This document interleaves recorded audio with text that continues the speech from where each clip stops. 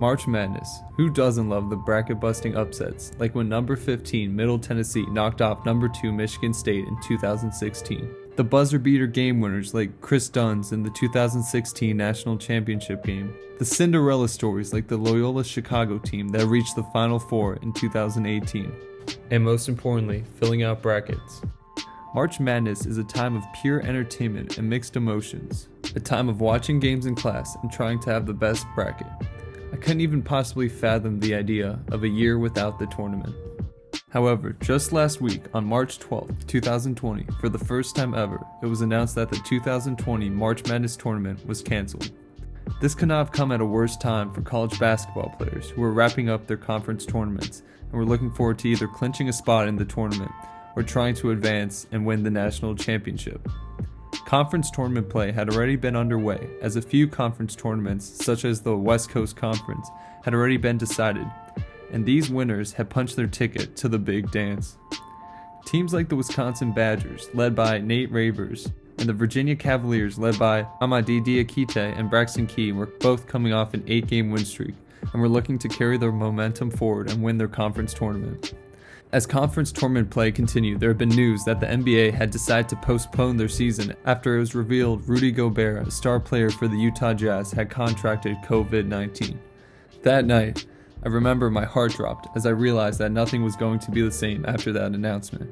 I held on to the belief that somehow we were going to be able to keep watching sports, but as the number of cases continued to climb in the US, more and more major sporting events announced cancellations or delays to their seasons. Of course, this comes at no surprise to anyone that COVID-19 or the coronavirus is a very prevalent issue and is currently testing our lives in a way no one on Earth has ever been tested before. But what if COVID-19 hadn't yet made its way onto American soil? What if the 2020 March Madness tournament hadn't been canceled? Let's take a deep dive into what could have been of the beloved tournament that brings sports fans and non-sports fans alike to fill out brackets that will get busted after the first round. Before we get into this video, listen to this quick announcement. Are you an athlete in need of a highlight tape? Do you have clips but don't know how to mix them? SC Highlights is the place for you. Follow our Instagram @SC Highlights and send us a DM asking for a tape. We usually charge between $20 to $30 per video, but use the promo code SCVideo to get a highlight for 50% off. Don't miss this opportunity to have a great glowing tape to post and share with friends. The 2019 to 2020 college basketball season has probably been one of the most exciting seasons to watch in a long time. For once, the powerhouses were not as dominant as teams like San Diego State and Baylor held high in the rankings. Before the season even started, however, CBS Sports predicted that Michigan State, Kentucky, Kansas, UNC, and Duke had the best odds of winning the national championship. Dayton, who many believed could have won the national championship had the tournament actually occurred, were placed at 300 to 1 odds, along with teams such as New Mexico and Vermont.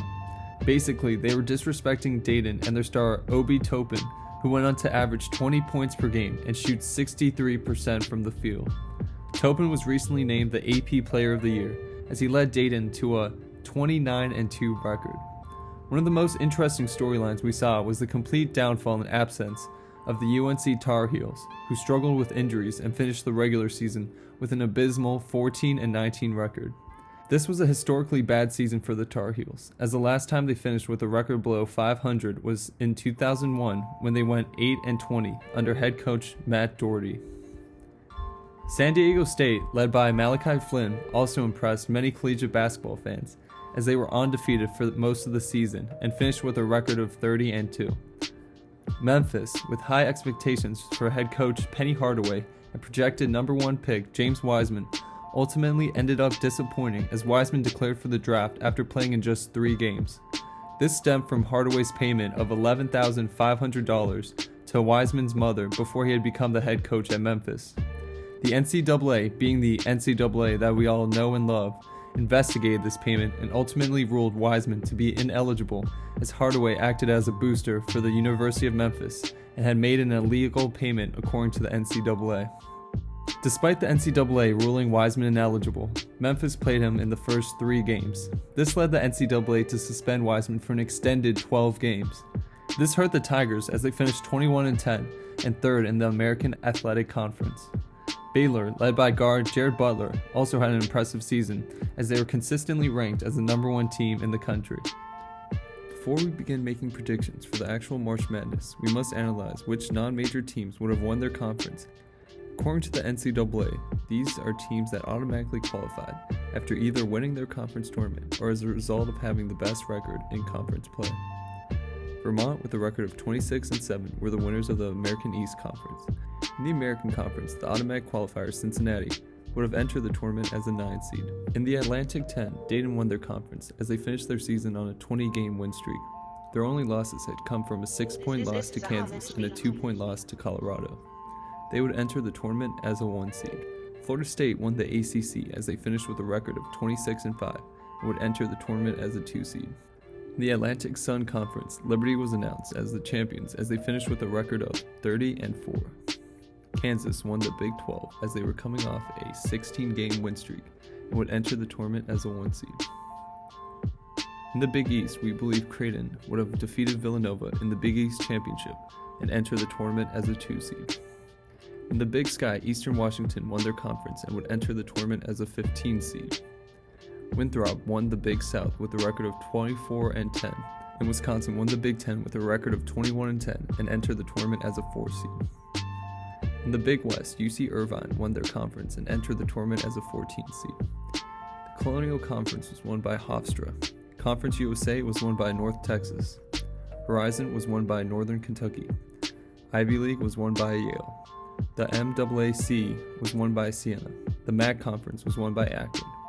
The MEAC was won by NC Central. The Missouri Valley Conference was won by Bradley. Mountain West was won by Utah State. The NEC was won by Robert Morris. Ohio Valley was won by Belmont. And the Pac-12 was won by Oregon. The Patriot League was won by Boston University, who entered the tournament as the 16 seed. SEC was won by Kentucky, who finished with a record of 25-6. The Southern Conference was won by a very impressive East Tennessee State team that finished 30-4, including an impressive win over LSU and Baton Rouge, and would enter the tournament as a 10 seed. The Southland Conference was won by SF Austin. The SWAC was won by Prairie View A&M.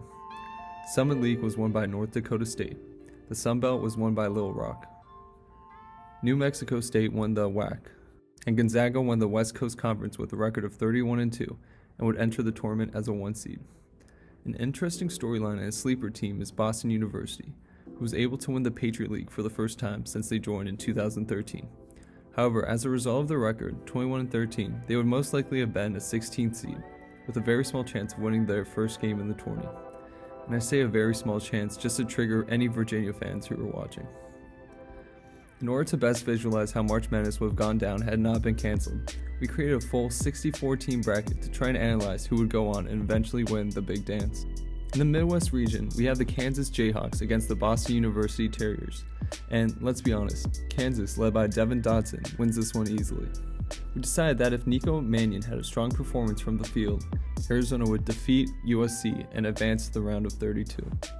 Penn State, led by forward Lamar Stevens, with an impressive stat line of 17.6 points per game and 6.9 rebounds, defeated Liberty easily and advanced to the round of 32.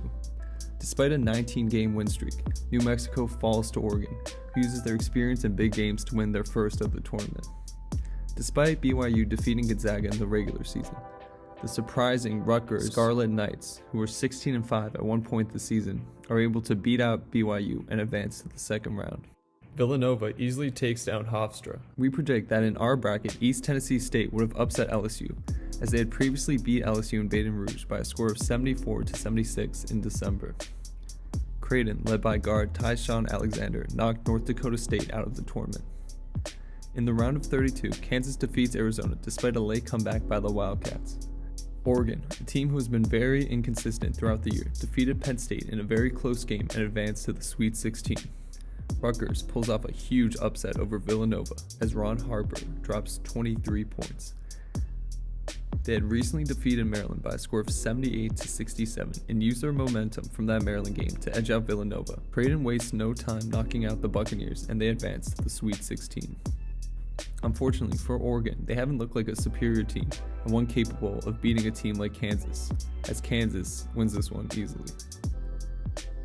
Rutgers' magic spell runs out as they fall to a Creighton team who is focused on winning a championship.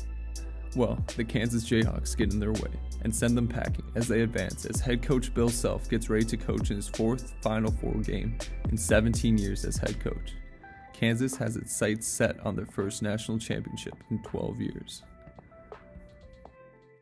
In the South region, Baylor lays down the hammer on Winthrop and quickly advances to the next round.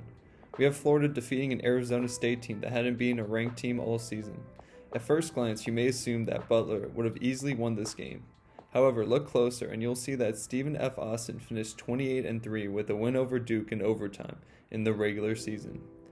Butler probably should win this game, but we'll go with the upset and have SFA advance thanks to a high-scoring game from Kamar Baldwin.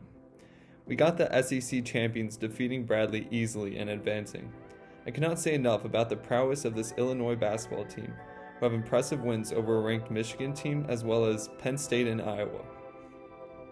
Although their record 21-10 may not be the best, this is a strong team that dismantles Wichita State in the first round.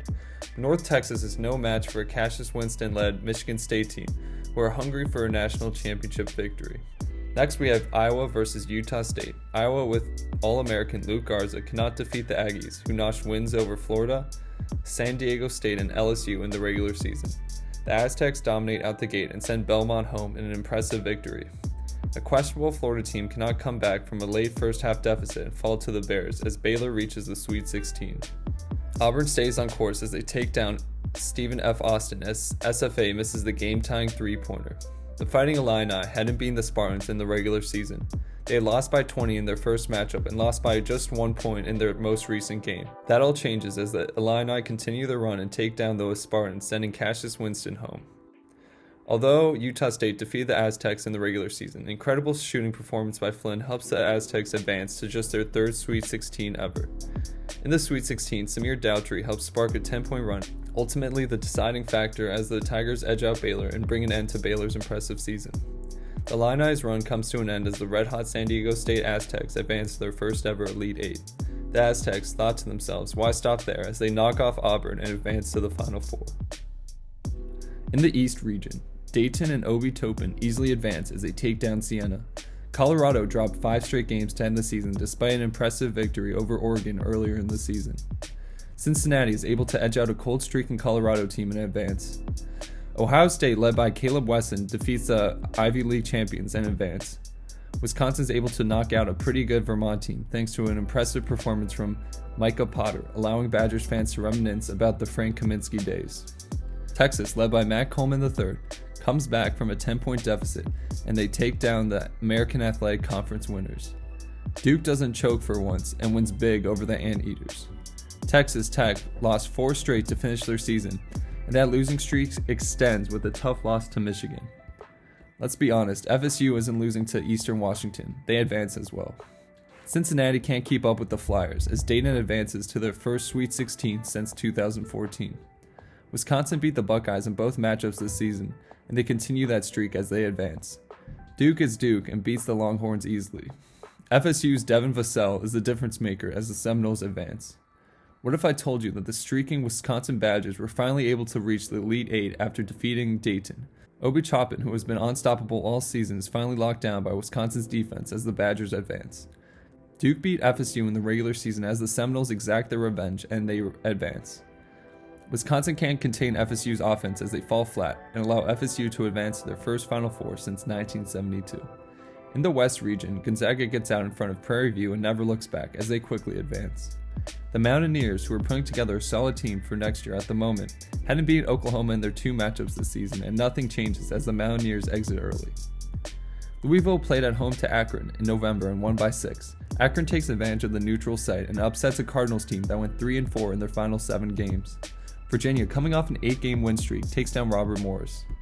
St. Mary's wastes no time taking down a UCLA team that lost to Hofstra earlier in the season. Seton Hall, led by Miles Powell, nearly blows their lead, but they hang on and advance. Providence beat Marquette in both matchups this season, but Marcus Howard isn't ready to end his college career without a tournament victory, and the Golden Eagles upset and advance.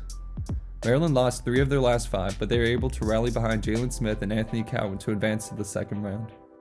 Gonzaga's Philippe Petrusev helps take down the Sooners and they advance. The Zips can't keep up with the streaking Cavaliers as Tony Bennett has his eyes set on a second straight national championship.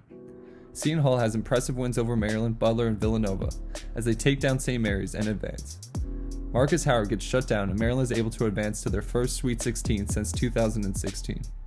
Gonzaga handles Virginia and sends the former champions home in a high-scoring game. Seton Hall beat Maryland by 4 in the regular season, and they do the same in the tournament as Cowan's college career comes to an end. Seton Hall can't contain Petrusev as Gonzaga advances to the Final Four. Now we have our Final Four matchups: Kansas versus San Diego State and FSU versus Gonzaga. Dotson was named an All-American, and he had really helped Kansas to have a great season amidst a season full of legal troubles as Kansas received a notice of allegations from the NCAA revealing multiple violations coming from FBI's recent investigation into bribery and corruption regarding recruiting. San Diego State benefited from former alum Kawhi Leonard and his success in the NBA as some players transferred to SDSU for this season. Flynn transferred from Washington State and had the best season of his career. Third-year head coach Brian Dutcher led them to a 30-2 record after going 21-13 the year before. Kansas ultimately wins this game as they have more talent and experience in big games and are able to advance to their 7th championship game appearance. FSU was crowned ACC champions and head coach Leonard Hamilton won the ACC Coach of the Year. They have an incredible offense, but unfortunately it wasn't enough to defeat Gonzaga. After an exciting win in the Final Four, Gonzaga advances to the championship game for the second time in school's history.